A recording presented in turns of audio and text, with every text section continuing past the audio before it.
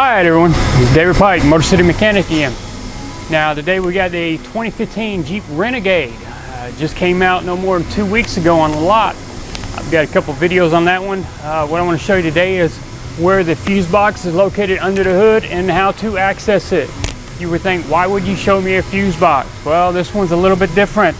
As soon as I saw it, I knew it was time to make a video on it because it's kind of misleading how you access it and what you need to do to get to it. So, in the meantime, you check it out while I get my hands dirty for you.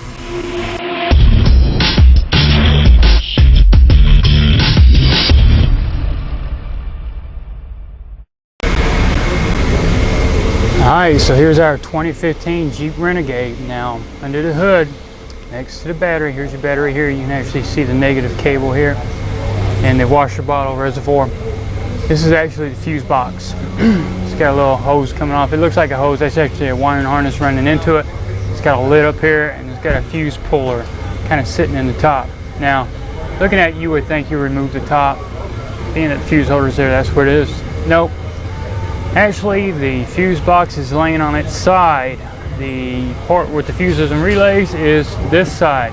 So what we've got to do, there's a lock down here at the bottom we got to get to, press down because it's spring load, pressed and turn, and then we can actually slide this door off. If you look real close on the door, you'll actually see it's got numbers and names for the fuses and where they are. It's actually written on the side, so it's not your typical fuse box opens up on the top.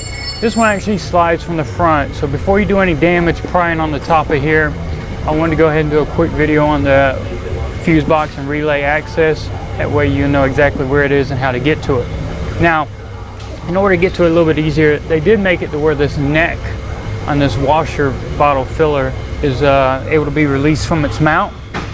And what you do is you gotta get right here on the front, you pull back on the finger, and now it's gonna unhook it and you can slide it back off. That way you got a little bit more room to get to it. And when you get done, you just gotta make sure you put it back on its mount and snap it back in place. So we're gonna go ahead and release it and push it to the side. And I wanna show you where the spring-loaded lock is on this in order to release it. All right, so now we got that washer bottle neck still out of the way. As you can see, now you can actually see the little writing on the side of the cover here that's just got numbers and fuse locations. You've also got two finger grab points right here, meaning what you're gonna do is you're gonna be sliding up because this door is on a track. Now what we gotta do, we gotta get a regular flat tip screwdriver. You gotta get down in here, and you gotta push down as you're turning. Once you do that, it'll pop up. Once it pops up, now it's released and you can slide the door off the front. So there you go. Now you've got all your fuses, relays inside this box. Like I said, don't try opening the top of the box. It's not going to do you any good. And you've got all your nomenclature as far as what fuse or what relay is what as far as numbers. So it's kind of odd that they mount it sideways. I just want to make sure you didn't do any damage opening anything you didn't need to. So before you broke something that was expensive, now you know. And then all it does is hook back onto the slide, slides back down, push in, and turn clockwise until it locks in place. Now it won't come all the way up. And then like I said, you just got to hook your washer bottle back into place. And there you go. That's your access for your relay center and your fuses. Alright, so there you go.